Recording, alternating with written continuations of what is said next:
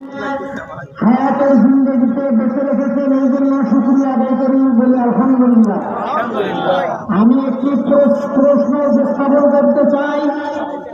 আমাদের বাংলাদেশের পবিত্রতম একটি মহল, একটি প্রাঙ্গণ, সেটির নাম হল আদালত। এই আদালতে মানুষ যায়, আদালতে মানুষ, মুসলমানরা যায়, বাংলাদেশের জনগণ যায়। সেখানে অন্যায়ের বিচার পাওয়ার জন্য, সুষ্ঠু শান্তিপূর্ণ বিচার পাওয়ার জন্য সেখানে আদালতে মানুষ যায়, ঠিক না দেখি? আজকে আমাদের বাংলার আদালত, এই বাংলাদেশের আদালতকে বাংলার মুসলমানদের রক্তে রঞ্জিত করেছে ইসলাম বাহিনী।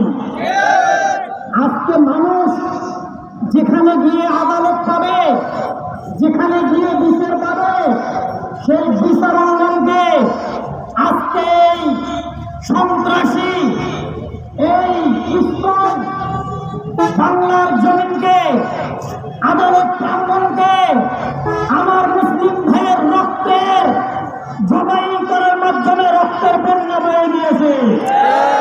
আজকে ব্যারিস্টার সাইফুল ভাই, অ্যাডভোকেট সাইফুল ভাইকে জবাই করে তাকে শহীদ করে দেওয়া হয়েছে। আজকে আদালত প্রাঙ্গনকে পুরো বিশ্বের কাছে প্রশ্নবিদ্ধ করেছে ইসকন সন্ত্রাসী বাহিনীরা। আজকে বাংলার জমিনকে তারা আজকে কুলুষিত করতে যাচ্ছে, বাংলার শান্তিকে নষ্ট করার জন্য তারা ভূমিকা অবদান রাখতেছে। আজকে আমার দেশের একজন অ্যাডভোকেট, একজন বিচারপতি সুরক্ষিত নয়। আজকে আমার দেশের আমার প্রিয় সেনাবাহিনী, আমার প্রিয় প্রশাসন বাহিনী, তারা আজকে হিন্দুদের কাছে নিরাপদ নয়। আজকে আমার এই বাংলাদেশের আমাদের 20 কোটি মুসলমান আজকে হিন্দু ইসলামদের কাছে নিরাপদ নয়।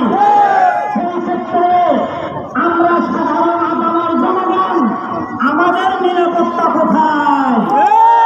আজকে আমাদের নিরাপত্তা কোথায়? এই আমাদের নিরাপত্তা কে দেবে, কারা দেবে? সম্মানিত উপস্থিতি, সম্মানিত প্রশাসনের ভাইয়েরা, আমরা উন্নত কণ্ঠে এই ঘোষণা দিতে চাই আজকে এই মাস থেকে যে আমাদের মুসলমানদের রক্ষার্থে, ইসলাম রক্ষার্থে, কোরআন রক্ষার্থে, বাংলার জনগণ, বাংলার জনপক্ষ রক্ষার জন্য, বাংলাদেশের সার্বভৌমত্ব হেফাজতের জন্য আমরা মুসলমান তৌহিদি জনতা উলামায়ে কেরামদের সঙ্গে নিয়ে আমরা এই বাংলাদেশের পাশে আছি ইনশাআল্লাহ।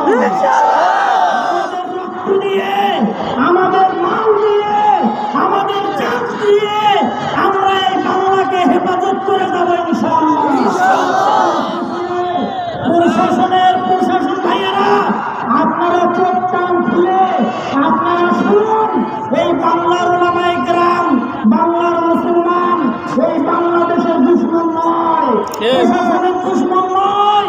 আমরা একমাত্র তাগুত আমাদের দুশমন।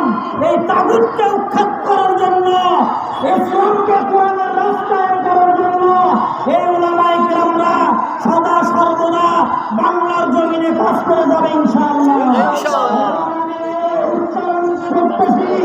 আমার এই পলাশবাড়ির মাটিতে যদি কোনো হিন্দু উগ্রবাদী, কোন ইসকন যদি কোনো সময় কোন বিষয়ে